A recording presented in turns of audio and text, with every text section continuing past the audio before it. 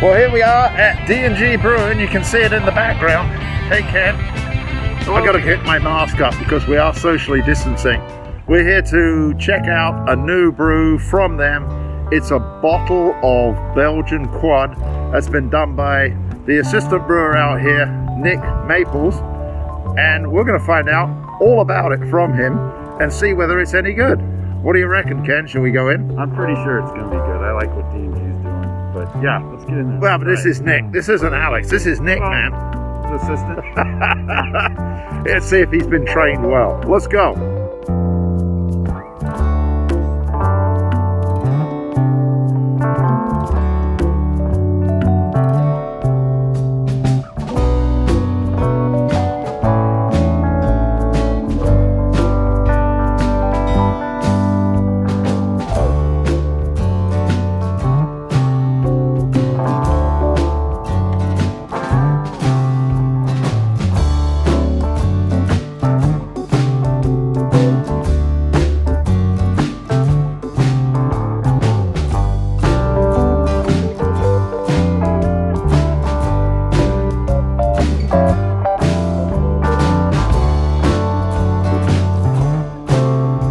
It's a series of some pretty high gravity Belgian beers, a couple lower ones as well.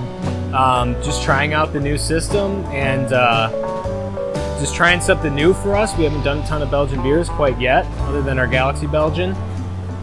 This is the Belgian Quad. It's short for quadruple. Belgian beers were originally named by like Trappist monks with varying degrees of strengths. So there's a single, I believe it's pronounced Dubel, Tripel, and Quadruple. There's a couple other ones as well, but those are kind of the primary ones you'll see. It's not quite dark like a stout, but in terms of between like a Tripel and a single, it's still pretty dark. It has a lot of dark flavors to it. We got lots of plum, raisin. This one in particular has lots of cherry notes on it. That's produced in part by some of the malt we use and mostly from the yeast that we use and the temperature we ferment it at. This one gives us a lot of pear, subtle notes of fig, a little bit of apple.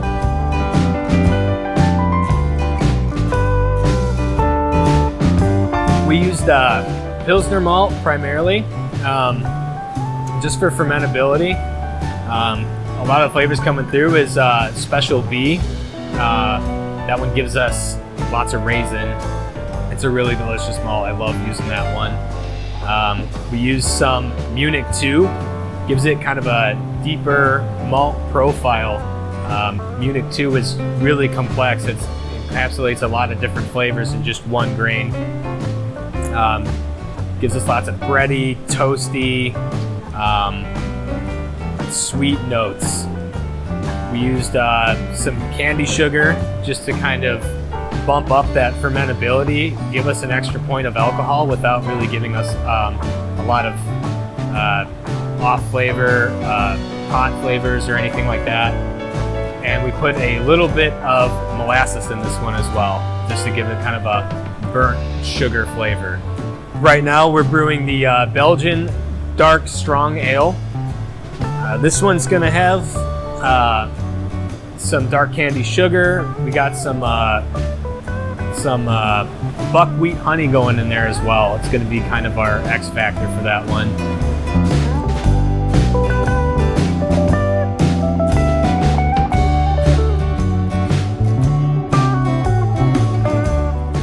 Most of the Belgian series is going to be released just right out of our tap room.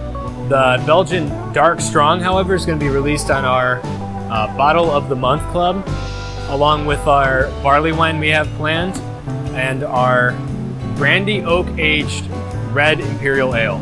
It's going to be one of our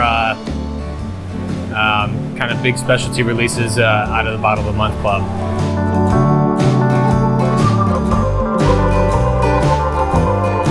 Some beers coming up in the small batch series. We got a Belgian Dubel coming up. We have a Belgian single coming up. We have some barrel aged stuff, not quite fully planned out yet, but we got some good barrels, and we just got to figure out what we want to put in them.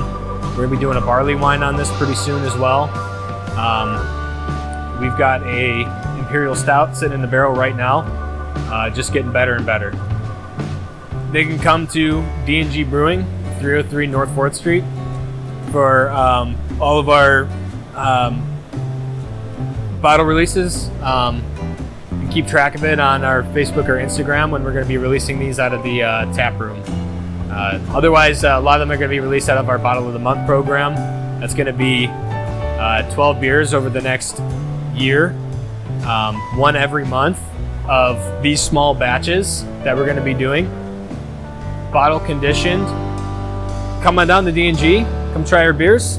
Cheers. So we at the Brit Yankee have been lucky enough to be able to be here whilst they open their first bottle, which is available today here at D and G Brewing. Thanks very much to Nick Maples for giving us a sample here. With me, of course, is Ken. As you saw when we came in. Oh, hang on, I'm losing my mask. There we go. Keep that up there. We have to be appropriate protocols, right? So I'm going to pour you a little bit there, Ken. Now this does pour out quite frothy, although it's pouring a lot better in these containers. Beautiful. Here we go. It's looking good. So I'm going to step away 6 foot whilst you sample it. Okay. And then I'll come back.